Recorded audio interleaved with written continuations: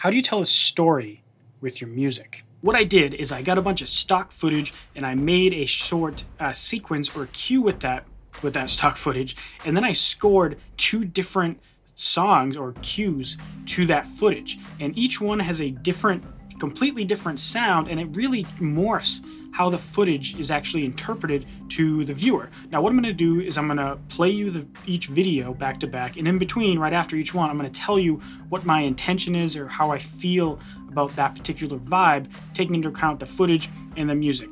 The footage is exactly the same. It's graded exactly the same. I'm using the exact same instruments in both clips, and I'm using the same key in both clips. So the only thing is the actual writing. Here's the first one.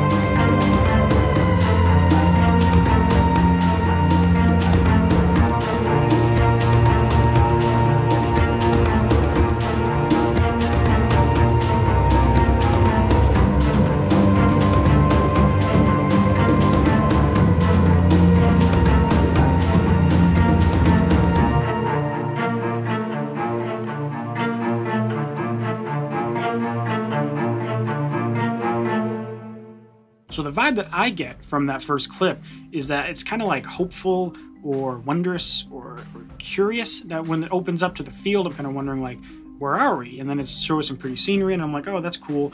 And then it kind of kicks up a little more, and I'm like, why is this woman walking in this field? Where is she going? And it's more curiosity driven. Now, let's take a look at the second clip.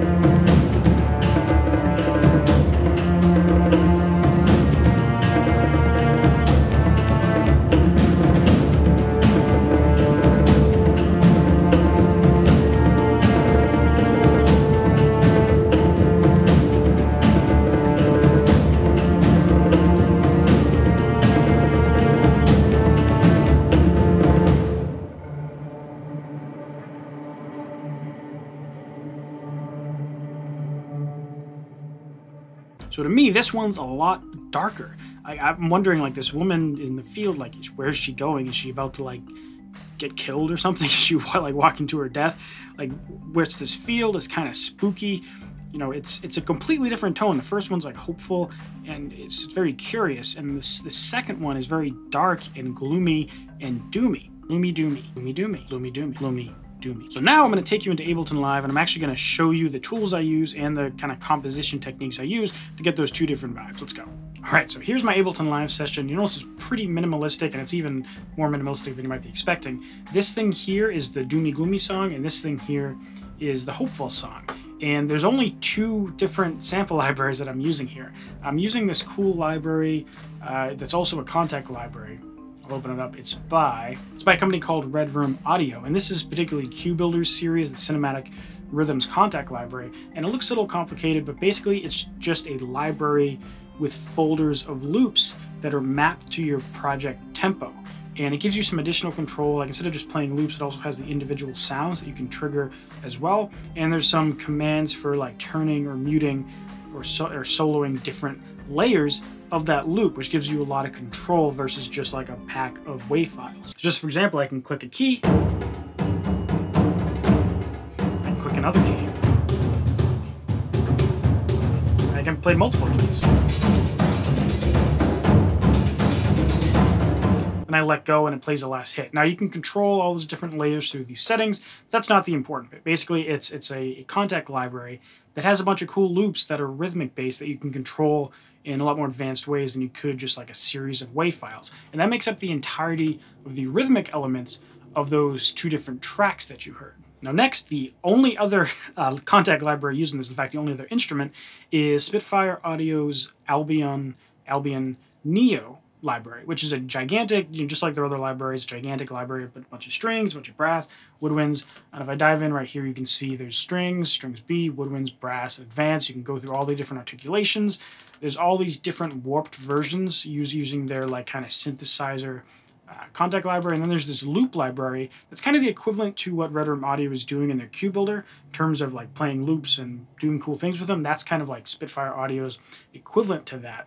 And what I'm using it for here is I have a bunch of different string layers. So this is a low legato patch, and then this is a long patch, and this is another long patch. And I'm doing this because I wanted to have a string of octaves moving around. So I'll play the spooky one so you can hear what that sounds like.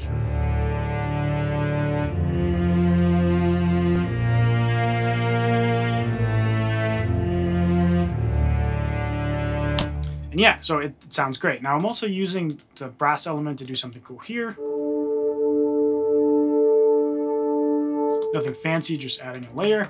And then lastly, there's this kind of ambient sound that runs throughout both tracks, which is just doing this.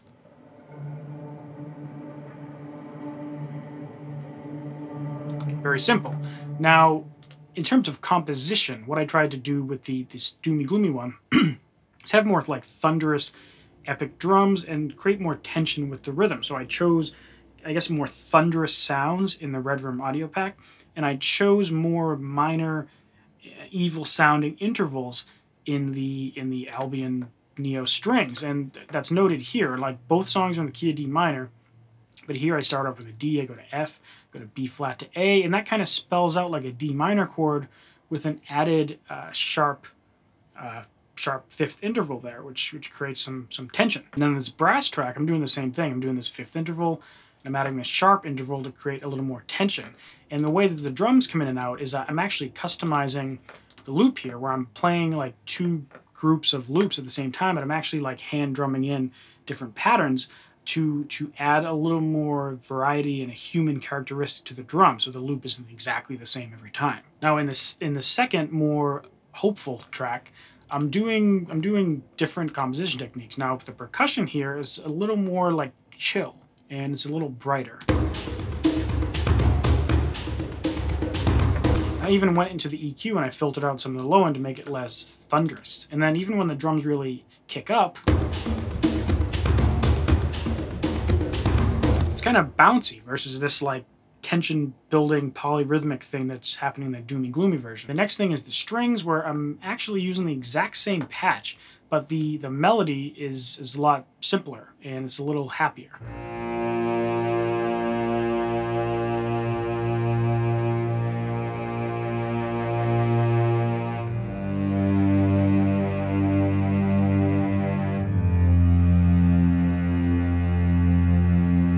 Now it's still in the key of D minor, and it's still kind of sad sounding, but combined with the less tense drums and the less like dissonant intervals, it already is sounding a lot more hopeful or curious, as I mentioned.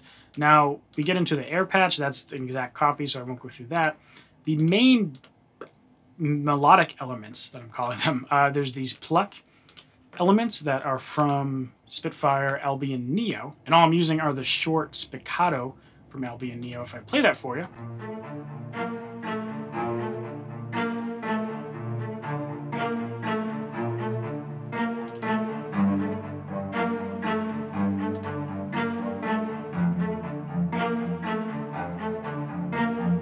And I chose the plucks because usually you hear them like in the Discovery Channel or something.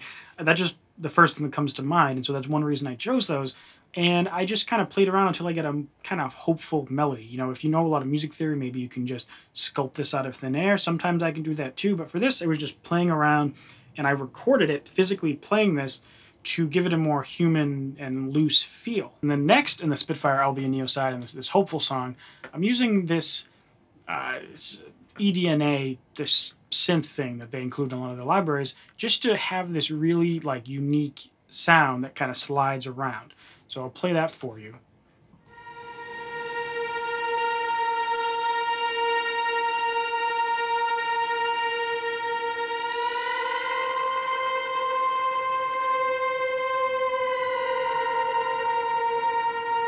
And the interval behind that is very simple. I'm just playing a B flat note and I'm just sliding it up to C and bringing it back down to B. And the way that works with the chord progressions that's defined by the spiccato element and also through the root notes, it's a generally happy or hopeful vibe. It's not major, but it's got a little bit of major or happy elements into it. Technically what has happened in terms of music theory is that every time you play a different root note or chords, you're inspiring different moods through modes. And modes are just a subset of the key that you're in.